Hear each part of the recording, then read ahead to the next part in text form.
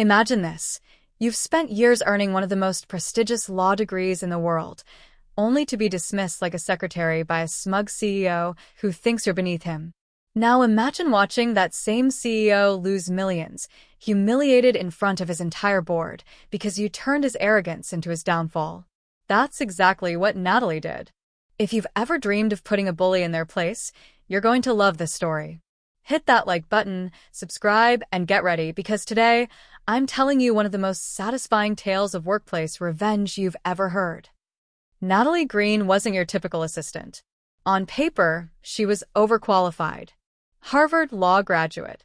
Sharp, intuitive, the kind of person who could dissect a 200-page contract like it was a children's book. But life had taken her on a detour. After graduation, family struggles and financial obligations forced her to take whatever stable, high-paying job she could find. That's how she ended up as a senior executive assistant at Morrison Capital, a cutthroat investment firm run by Bradley Morrison. Now, let me paint Bradley for you. Imagine the human embodiment of arrogance.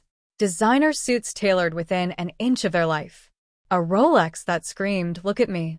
And the kind of smug grin that made you want to punch a wall.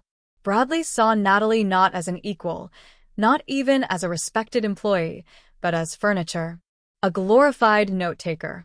One day, Bradley was spearheading the biggest deal of his career, a multi-billion-dollar acquisition that would make him the golden boy of Wall Street. The entire firm buzzed with nervous excitement. Natalie, ever diligent, reviewed the contract. She wasn't required to, technically, but contracts were her bread and butter. And what she found made her blood run cold, a loophole. Hidden in plain sight, it left the firm open to a devastating legal counterclaim. She brought it up in a meeting. "Mr. Morrison, there's a problem with Clause 17. If the seller invokes this..." Bradley cut her off. He laughed. "In front of directors, associates, and partners. Clause 17? Natalie, you're an assistant. Why don't you stick to scheduling my flights and leave the lawyering to people who actually practice law?" The room chuckled with him. Heat flushed Natalie's cheeks, but she swallowed her pride. Later, she tried again one-on-one. "Bradley, I'm serious. This clause could..." He waved her off. "Don't overstep, Natalie. You wouldn't understand. Harvard or not, you're still just my assistant." Those words dug into her like knives. Just my assistant. That night, Natalie sat alone in her apartment, replaying the humiliation over and over. Her stomach twisted with anger, her jaw ached from clenching. She thought, why did I let him talk to me that way? Why am I still working for someone who sees me as nothing? And then clarity struck. If Bradley wanted to ignore her, fine. But she knew that loophole was real, and she also knew exactly how to use it. Over the next week, Natalie worked quietly, meticulously. She researched the legal ramifications of Clause 17. She reached out, confidentially, to contacts she still had from law school.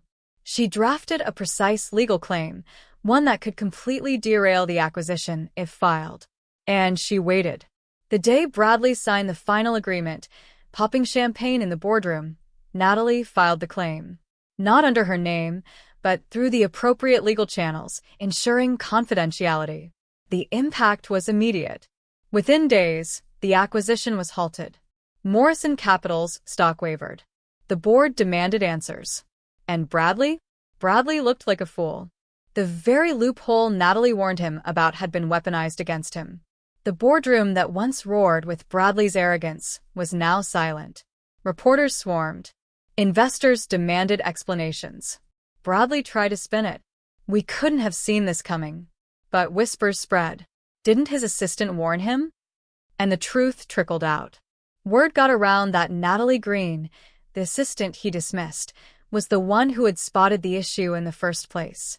Her phone began to ring. Top law firms wanted to talk. She wasn't just the assistant anymore. She was the brilliant legal mind who outsmarted her own CEO. The last time Natalie walked through Morrison Capital's doors, it wasn't to fetch coffee. It was to hand in her resignation, personally, to Bradley. He glared at her. His once perfect confidence cracked. "You think you've won, don't you?" Natalie smiled, calm, collected. "No, Bradley. I didn't win. I just stopped you from losing the company millions. You did the rest yourself." And with that, she left.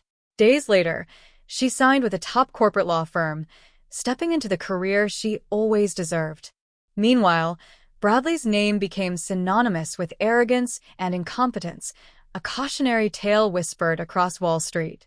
Natalie had been underestimated, mocked, and silenced. But in the end, it was her intelligence, her restraint, and her refusal to let arrogance go unchecked that brought justice. The assistant became the attorney. The CEO became the laughingstock. This story is a reminder. Never underestimate the quiet ones. Sometimes, the person you look down on is the one holding your fate in their hands. And arrogance? It has a way of writing its own downfall. If this story gave you chills, smash that like button and tell us in the comments, what's the most satisfying revenge you've ever witnessed? And of course, subscribe for more stories that prove karma never forgets.